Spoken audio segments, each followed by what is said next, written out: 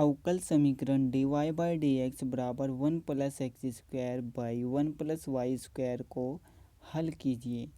अवकल समीकरण क्या होता है? जैसे कि कोई एक सिंपल सा समीकरण है, अगर हम उसका अवकलन कर दें तो वो हो जाएगा हमारा अवकल समीकरण। अब हमें अवकल समीकरण को सिंपल समीकरण बनाना है,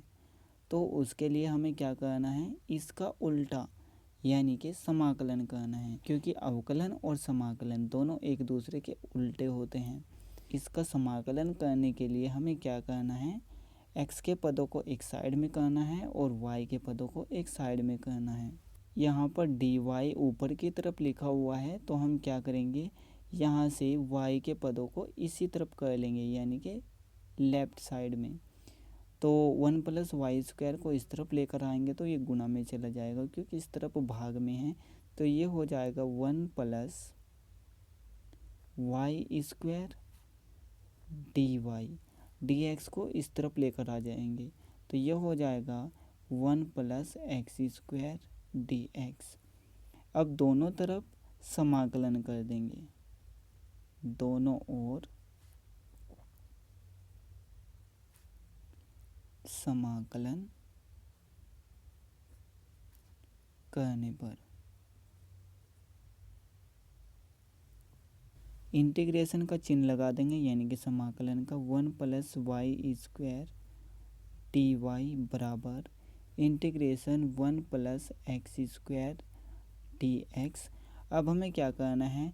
एक के साथ में इंटीग्रेशन और डी वाई को लगाना है और प्लस का चिन्ह लगा करके वाई स्क्वायर के साथ में भी सेम ऐसा ही करना है, यानी कि इसको हमें अलग अलग कर देना है। तो ये हो जाएगा integration 1 D Y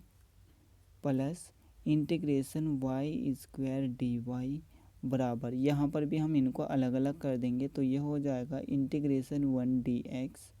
plus integration x square d x. 1 का इंटीग्रेशन y के सापेक्ष y होता है, 1 का इंटीग्रेशन x के सापेक्ष x होता है, तो यहाँ से y आ जाएगा प्लस वाई स्क्वायर का इंटीग्रेशन। अगर कुछ इस तरह से होता है जैसे कि y की घात 2 है, तो इसका इंटीग्रेशन क्या होता है, घात में एक जुड़ जाता है और जो घात आती है वही बटे में आ जाता है, तो y की घात में एक जोड़ देंगे तो ये हो जाएगा 3, यानी कि y की घात 3 और जो घात है वही सेम नीचे आ जाएगी बराबर 1 का इंटीग्रेशन x के सापेक्ष तो x हो जाएगा प्लस यहाँ पर भी सेम ऐसे ही करना है, घात में एक जोड़ देंगे और जो घात आएगी उसको नीचे लिख देंगे, यानी कि x की घात 3 बटे में 3। और जब हमारा इंटीग्रेशन समाप्त हो चुका है तो प्लस में c भी लगाना है, ये होता है समाकलन अचर। अब हमें यहाँ पर y के बटे में 1 मान लेना है और यहाँ पर लैसा लेना है,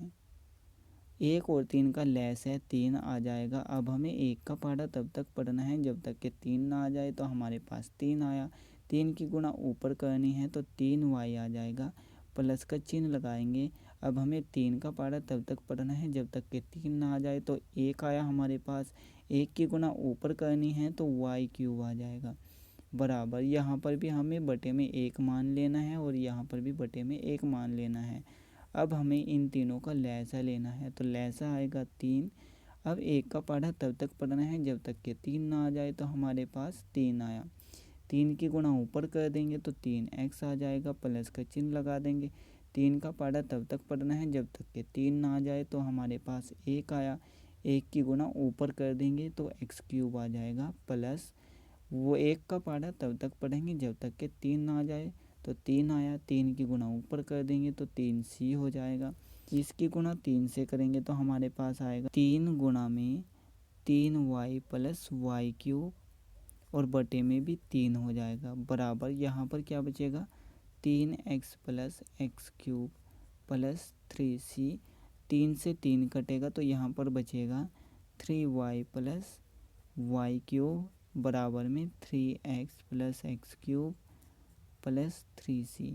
अब देखिए यहाँ पर कोई भी चर राशि सेम नहीं है, यानी कि एक जैसे लिखी हुई नहीं है जिससे कि हम उनको जोड़ सके या फिर घटा सके, तो इसको हम यहीं पर छोड़ देंगे और यही हमारा आंसर हो जाएगा।